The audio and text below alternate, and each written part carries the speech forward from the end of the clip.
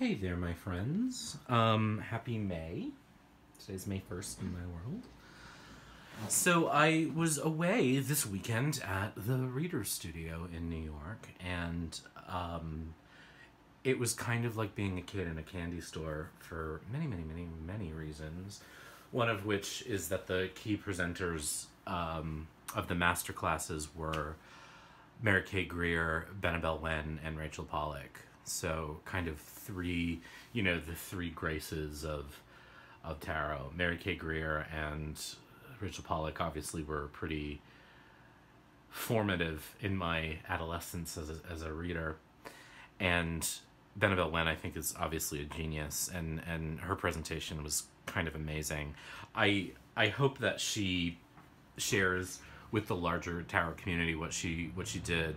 The interesting thing about going to a conference like that is I sort of want to share with you everything I learned, but I also want to respect the owners of the materials. So I won't share with you what I learned quite yet until I sort of, first of all, I want to process it, but second of all, I want to sort of find a way to talk about it without stealing from the presenters. But it was pretty impressive. But the other reason was that it was like being a kid in a candy store, because there were vendors all around the ballroom all day, from the Tarot Garden to Collect Tarot. Patrick Valenza was there, Robert M. Place was there, Raina George was there, Ryan Edwards was there, Monty Ferber, and oh my god, I'm so embarrassed, I can't remember the artist's name. She's the actual art. Amy Zerner was there. It was kind of amazing. And so I spent some money. And I'm going to show you some of the loot I brought back. But the first thing I'm going to do is actually show you the things I did not spend money on. So one of the lovely things about going to a conference like this is that the tarot publishing world puts on sort of a show and gets very generous. And so US Games and Llewellyn shared with us some gifts, and so I thought I would just look at these and just talk really quickly about them. So the first one actually was this one. It's the Modern Spellcasters Terra, which is a Llewellyn deck. I don't know that this is incredibly new. I think it's been out for a little while, certainly. Yeah, 2016. Yeah, so this is a couple of years old.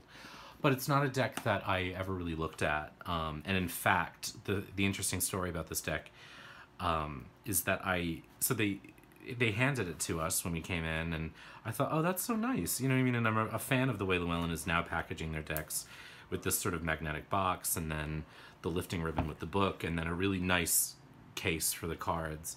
But I thought, oh, look how beautiful. I'm never going to use this deck. And I'll just sort of, as I talk, just kind of show you some of the cards. Because A, it's very Rider-Waite Smith, which again, I'm a fan of, but I'm not reading with much.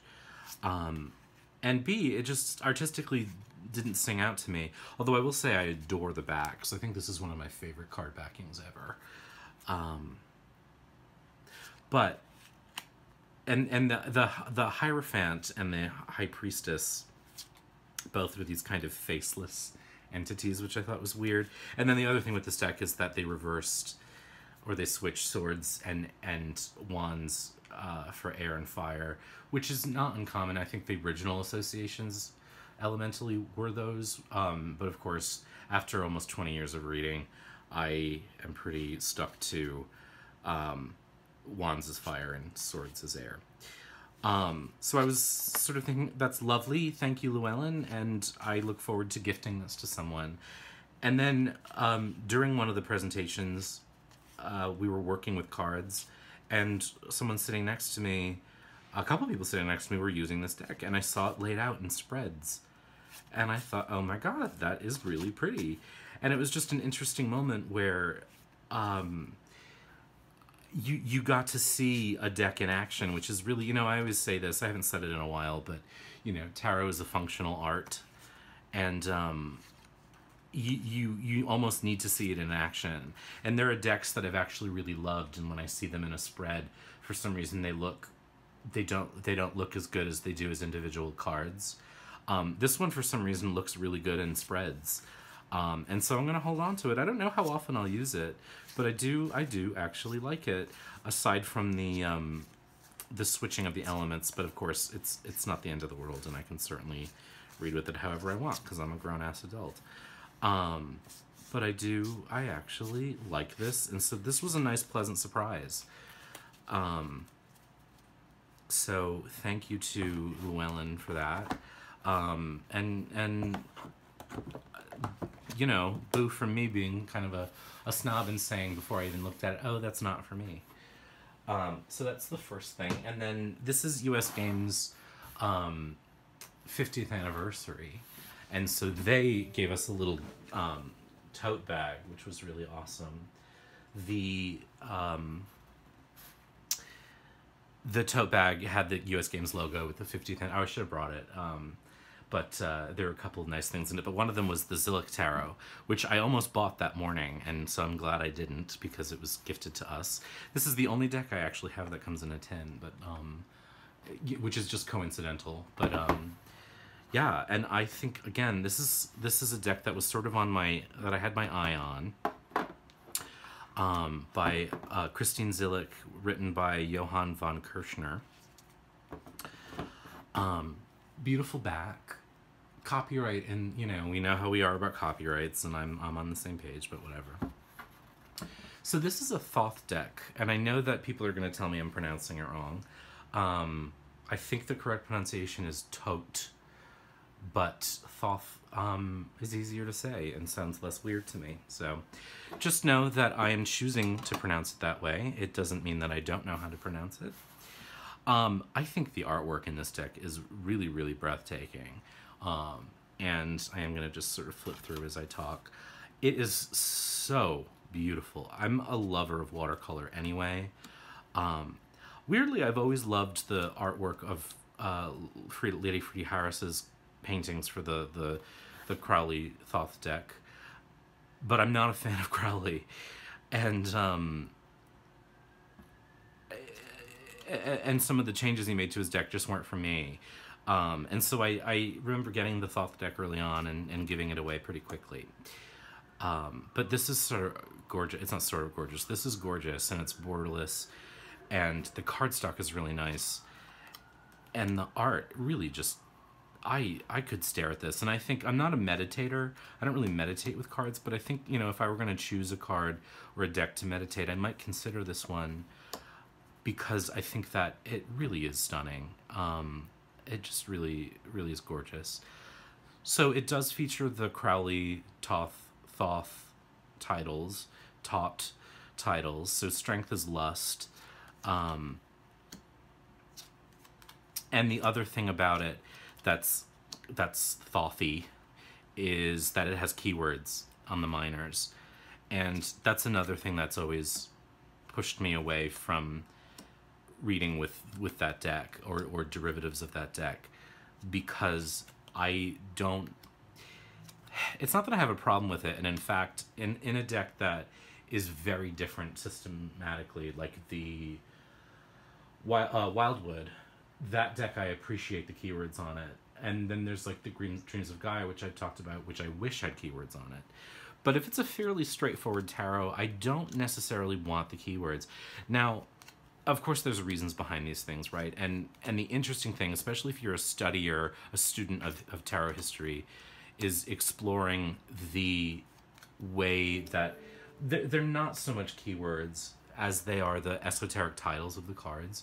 If you've ever studied the Golden Dawn system of tarot, or if you've taken the Tarot School's correspondence course, that's a big thing for them, is that each card has an esoteric title.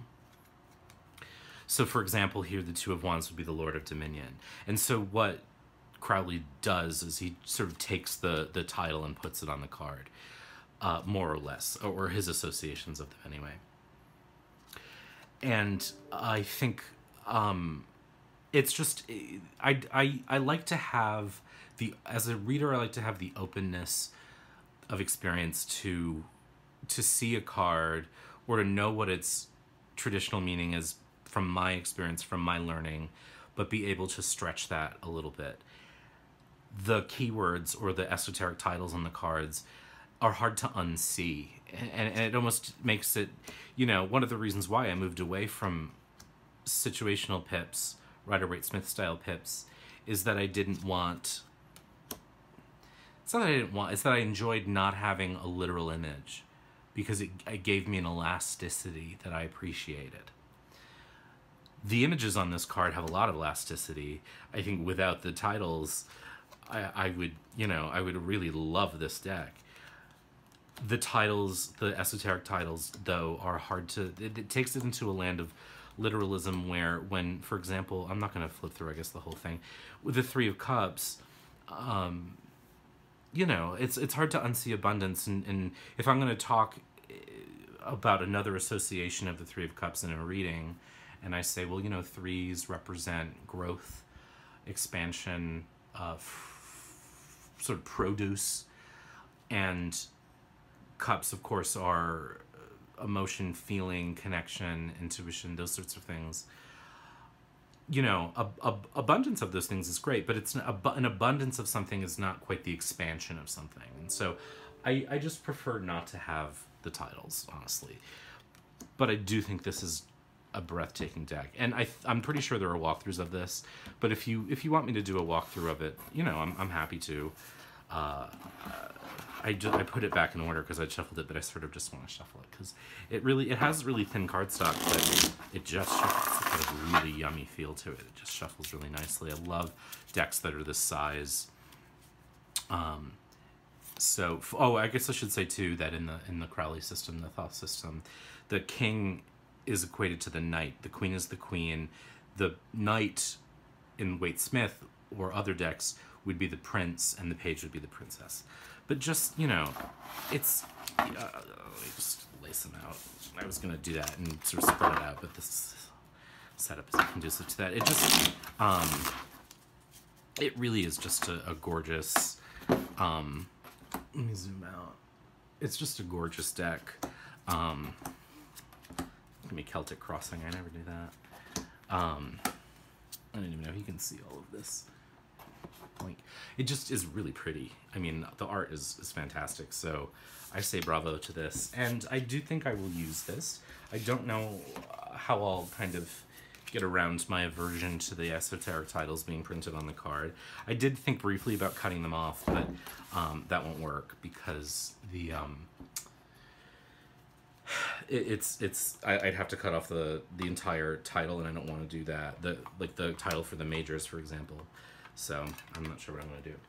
So there's that. So then I keep buying Lenormand decks despite my difficult relationship with it. And the first one that I got was one I've kind of wanted for a while, just because I am a little bit of a nerd and I like sort of knowing where things start. And what was funny was that I had just purchased this, I think that day, and then that night, Kelly from The Truth and Story uploaded a video about this. So this is the original Lenormand, the Primal Lenormand, or the ur-lenormand. This is the Game of Hope, essentially. So this is, I believe, a reproduction of the second edition of the original Game of Hope cards. And I really sort of just was drawn to this, and I couldn't stop thinking about it, and so I had to pick it. I had to pick it up. So, from the point of view of a Lenormand deck, or a Lenormand deck, it's pretty straightforward. I mean, it's got all the cards you expect. I don't think I have another. Well, I have a Sibylla deck. So it is large, and I know by and large we all sort of appreciate smaller, more playing card sized. So this is the Sibylla della Zingara, which is playing card size, and you can see how much larger the Lenormand deck is. But the cardstock is, again, it's a really yummy, tasty cardstock that I really like. It's matte, it's sort of smooth. This is the back, and it just shuffles really nicely. And I don't mind the size all that much, although it is a little large. But as I flip through, it's the beginning of these cards as a game, and it does come with instructions for the game and for reading as well. So it, you know, it looks and feels old. It is, you know, it is a reproduction of something old. Everything is pretty clear because nothing had really gotten to it yet to contaminate it into anything else. And there's no extra cards. There's no doubling up of the man and the woman cards or anything. You know, and I always like that option, but this doesn't have that. There's the bird, here's the child, the fox. But it's clear, and the bear, the star. It's clear and easy to read, and, you know, as easy as these things are for me. The tower. And it just has like a nice richness of feeling to it. It has like a nice history quality to it. I like having the German and the French playing cards on it. So, you know, I mean, it's not by any stretch like the most beautiful Lenormand deck out there. In fact, it's not the best looking, you know. It is very primitive in its way because it's early and it uses sort of old-fashioned printing techniques, but it just, you know, I often like working with decks that have a historical feel to them, and this one does, and that's that. So that's that one. And again, it really does shuffle nicely. This cardstock is, again, really yummy. So I got that. I did pay for that. And then I also, whoops, because Robert M. Place and Rachel Pollack were both right there, and I have a lot of their stuff already, I gave in and I got the Burning Serpent Oracle deck and the guidebook. And again, it's a riff on Lenormand. I would say that they call it a Lenormand for the soul. And what they talk about in the book is that they were working on an oracle already, and they sort of wanted a system to go with it. And this was about the time that Lenormand was sort of exploding in the world and in the community in the United States. And so they realized they were already sort of working in that system, and so they decided to go with it, but also kind of put their own spin on it. And they encourage you to do the thing that you're supposed to do, which is that you have a limited and very straightforward number of meanings for the cards, and you follow them. This one does have an extra man and woman card that, you know, will face each other. And then there's 2 extra cards, Isis and Osiris. But then, you know, the cards themselves, I love the bags, by the way. I love this, like, Art Nouveau bag. Robert M. Place is such a good artist. So instead of the rider, you have Hermes the messenger.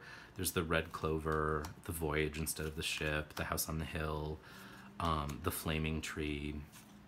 And in the guidebook, they talk about, so here's the clouds, and here's who this is, and why she's holding a harp, and what that means.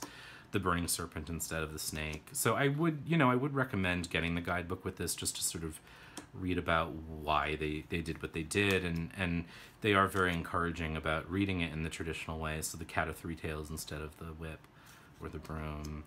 This is the one card that just seems a little like, it's the owl and the mouse, and because there's a mice card, having a mouse on this one, it just feels a little sort of odd. But the girl and the boy instead of the child. But by and large, I mean, there's nothing crazy. I mean, if you don't have the guidebook and you read Lenormand, you shouldn't have any problem with this, aside from a couple of the titles. And again, there are flip-throughs of this deck. But, you know, it was interesting to get their take on it, and of course reading it with the guidebook, which is like a really nice guidebook, glossy pages with a full print of each card, and like a nice introduction of Lenormand, and a discussion of the traditional meanings, and then what they added and why, and sort of like what it could do if you wanted to take it into a more spiritual place for you, you know, but of course you don't have to, and whatnot. So that's the Burning Serpent Oracle. So those are the 2 Lenormand decks that I got. Now this next one is really a curiosity, and I have honestly no idea why I bought it. It was in my hands and I just sort of checked out with it. And I almost left it on the swap table. If you haven't been, there's a swap table in the lobby where you can leave stuff, you know, that doesn't resonate with you, and other people can take it that might like it. And so I bought this, and then I got it back to my room, and I was going through the things I had bought, and I was like, why did I buy this? It's like, so it's called the Phantasmagoric Theater Tarot, and it's by Graham Cameron. And I do sort of like the size of the deck, but it's very cartoony and playful, and those aren't bad things, but that's not, you know, this is not a deck I can ever imagine reading with. And while it is cute is not my forte. So again, I'll just sort of flip through. It sort of reminds me of Rugrats, of the cartoon Rugrats for some reason. And again, I like it. I do. I just don't quite know why I got it, because I don't quite imagine using it. I will say that looking at it now, I sort of like it more than I did. But see, this looks like Rugrats to me. It's just, you know, it's just not my deal. It's not my thing. So I'm not super sure where. But I also didn't give it away because I felt like maybe I got it for a reason, since I really didn't think too much about it. Or maybe someday someone will come along and they're like, I'm looking for something, and I'm like, oh, I have the deck for you, and I can give it to them.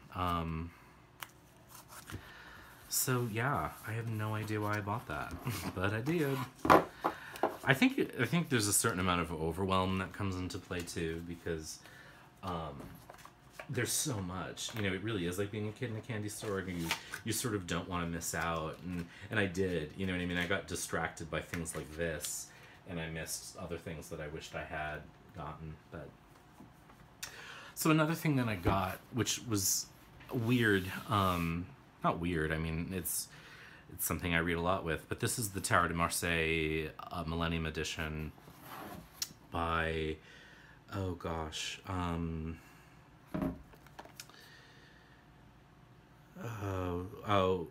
Wilfried Houdouin, it looks like, and it's a limited edition deck. It's the reason why it's weird that I bought it is that it's very much a straight up Marseille deck. It comes in this great sturdy box though, and it's got this nice, I don't know if you can see that, but it's got like a glossy magician, but the background is kind of matte.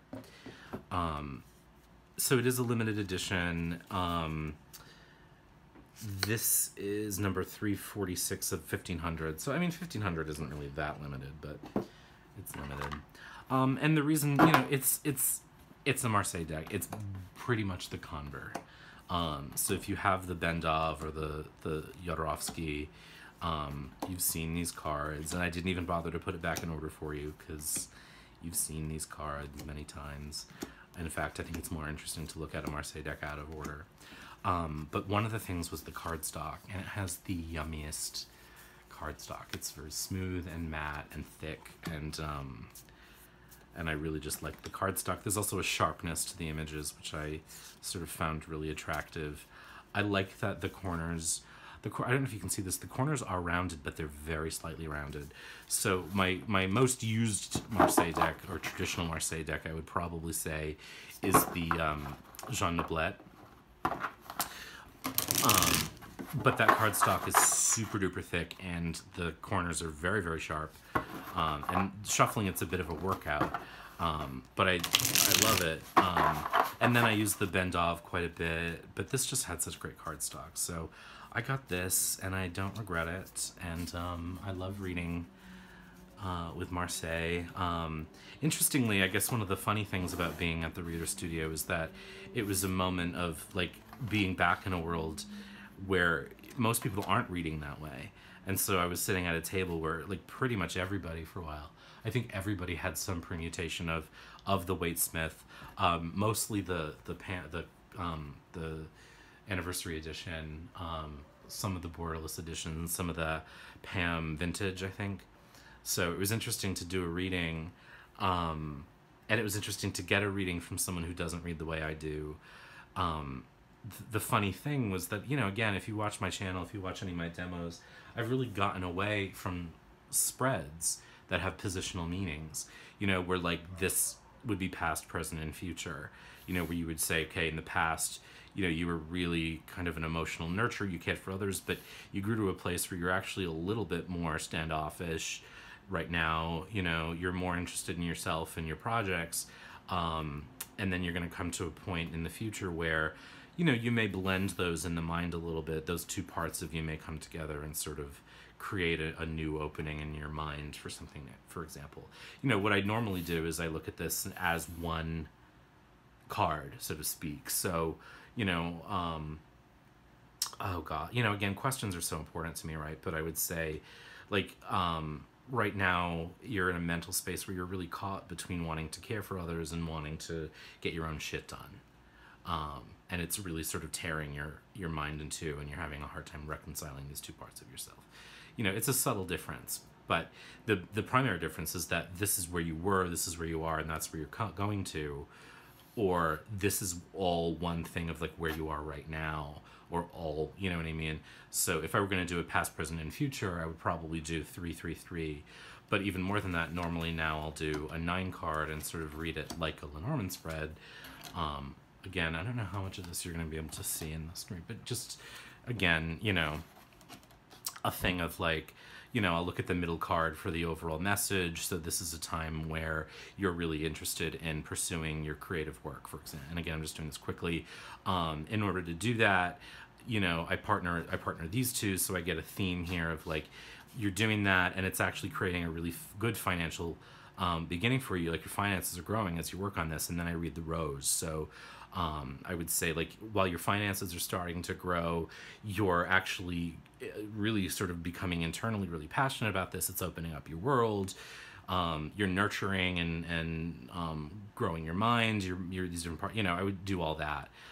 So it's a little more cartomantic, but to actually sort of read a spread where each position, or have readings, I forgot that people did that in a weird way. And it was just really, I mean, it was fun. It wasn't like, and I don't say that with judgment. It's just that I've gotten into this for the past couple of years, really, so very much into this kind of really non-traditional tarot way of reading, where I don't really read spread positions, and I use a lot of Lenormand techniques, and I use a lot of cartomancy techniques and a lot of cartomantic spreads, and I read without positions. So it was just kind of interesting and fun to remember that, you know, you can lay out a spread of cards, and this card means this, and this card means this, and there are times where that's as useful and easier than the things that I tend to, the way I read, I just realized this weekend, I kind of tend to put myself through the ringer, because it's a lot of work combining all those meanings, and it takes a lot of mental energy, where, you know, when you lay out a spread with positions, it's a little faster, honestly, to interpret than what I do. But I do like the way I read. You know, another thing that happens is that I go to a conference like this and I learn a lot, but I also start to think, oh God, what if I've been doing the wrong thing all these years? Like, oh, all these folks are sort of reading in this way that I've abandoned, and I've been reading this way now, and like, what if that's wrong? And oh, you know, I worked on this book, and like, what if I've led people astray? But the thing that I have to keep reminding myself of is that, like, all of, you know, and I actually say this in Tarot on Earth, is that all of these tools are helpful to have in your toolbox, and there are times where you want a spread with positions, and there are times where you don't, and there are times where you take the cartomantic road, and there are times where you don't. And there's also like a cyclical nature to this stuff too, because there are times where I will read a certain way because I need certain things out of things or whatnot. So, you know, this all by way of saying that I have a tendency to kind of judge myself unnecessarily after I watch other people do it and think, oh wow, I'm really far away from that, and maybe I'm doing it wrong. You know, I have to remind myself, like, there isn't a wrong. There's just a what works for you at that moment. So the last deck I'm going to talk about is the Japaridze, which is a deck that's been on my radar for ages. The reason I'm showing this last is it kind of segues into the thing that I was just talking about. In particular, I brought with me, you know, the instruction when you go is bring a workhorse deck. And so I brought my Jean de Blette, and I brought my Marshmallow, and I also, just for like a little bit of a hybrid deck, brought the Sheridan Douglas, which is a very simple, very, very simple deck, with not a lot of imagery on it. And one of the very first things we did, of course, was to work through a Mary K. Greer activity focusing on individual symbols. And I just didn't really have very symbolistic decks. And so I thought, well, maybe I should get something that has a little bit more illustration, a little bit more imagery to work with. And I was going to get the 78 cards Tattoo Tarot, which I had seen at the Tarot Garden the day before, and then by the time I got there, it was sold out. So I got this. And this turned out to be the right thing at the right time. So this is the Japaridza, and you know, there's many walkthroughs of this. It comes with this beautiful book. Oh, those are the extra cards. It comes with this beautiful book, and it's full color, and it's really nicely done. And the cards aren't in there because I actually, in my mad consumerism, bought a bag to go with it because it just seemed to like really match. So I got this bag that was made by one of the attendees. And I did put this back in order. And I'm really happy I got this. It is by far not a deck I was going to get. I have a real dislike for the Emperor card in this deck. I'm not wild about the backs. I know people, they're fine. I just feel like the coloration in this deck is so rich that these backs kind of look like they're from, honestly, just to be straight up, like some like cheap like gift shop notebook from a Celtic store. You know, it just doesn't match the deck to me, which is always something I appreciate. There's a lot of things about this deck I shouldn't like. One is that it's a collage deck. Two, the cards really have very different styles. And three, I hate this war card.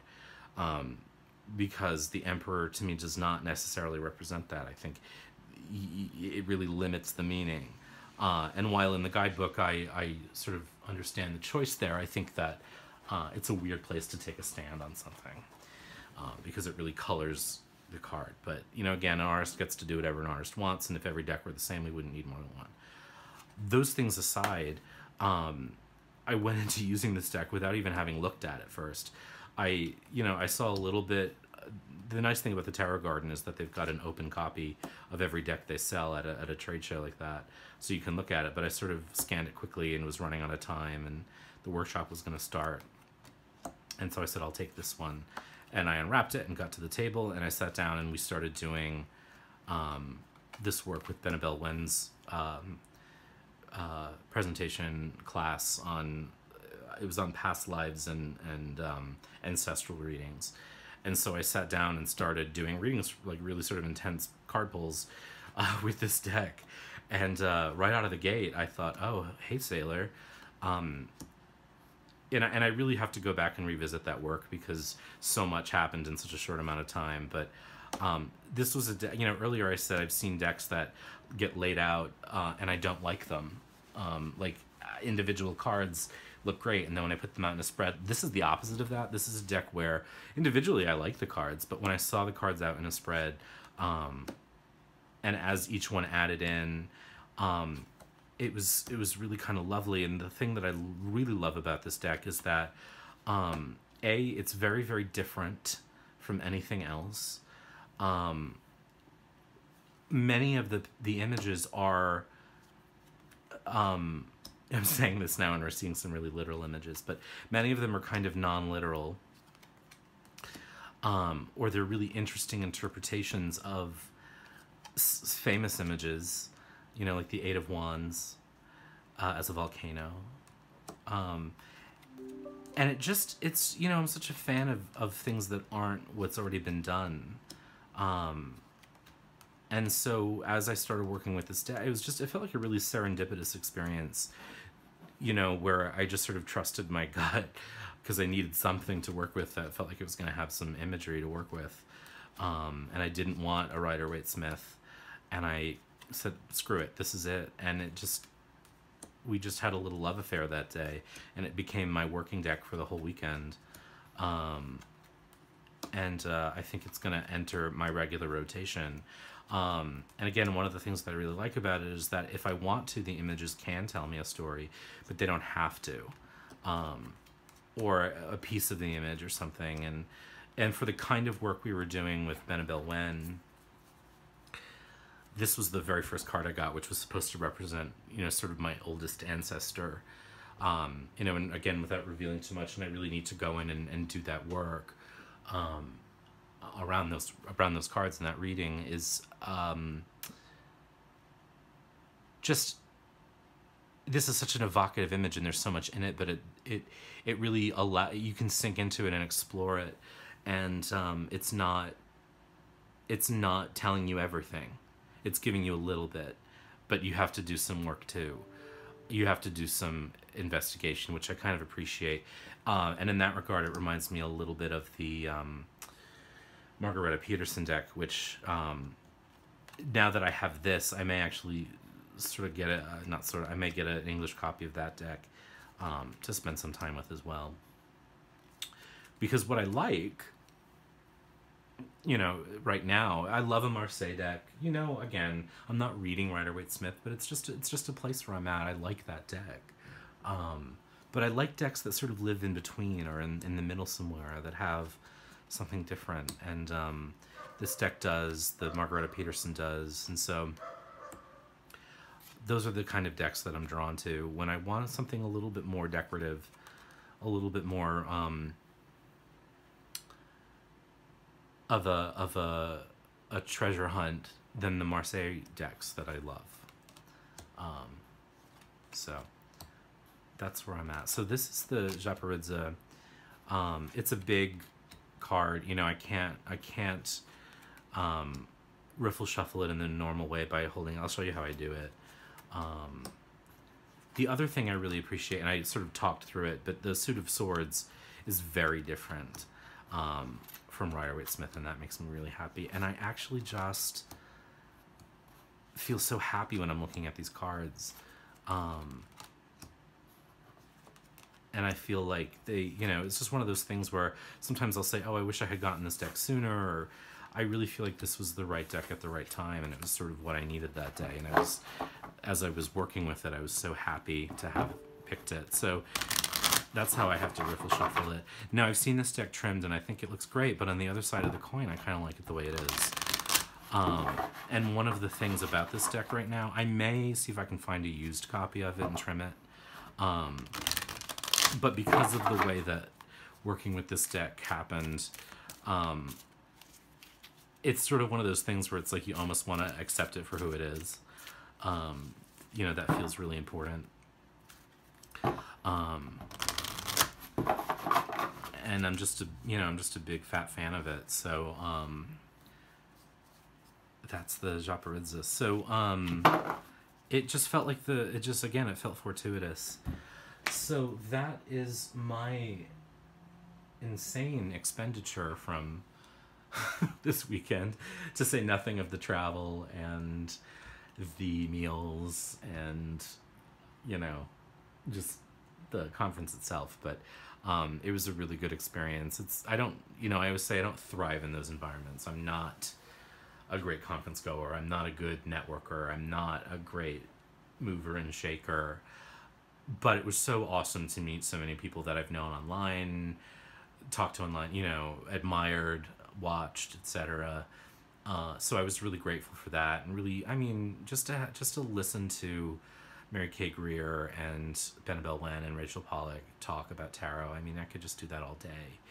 And then everyone else, you know, who was there and talking, and there were round tables and study groups, and I you know, I didn't get to go to a lot of stuff because I really had to care for my own limited energy. You know, I'm very much an introvert, and there's a cost, you know, there's an expense, an energetic expense to doing a lot. And I'll say that on this first full day, which was Friday for me, I was in bed at 8 o'clock at night. So anyway, but it was pretty great, and I'm just so happy. And I've already registered for next year. There's a potential conflict already, so I may have to cancel that. But I'm hoping to get to go again, if not next year, the year after that. So anyway, that's just a little look at the things that I feel like I can show you from the weekend. And I'm gonna try to figure out a way to talk about the presentations again without sort of you know, taking away someone else's intellectual property. So hope you're well and be good.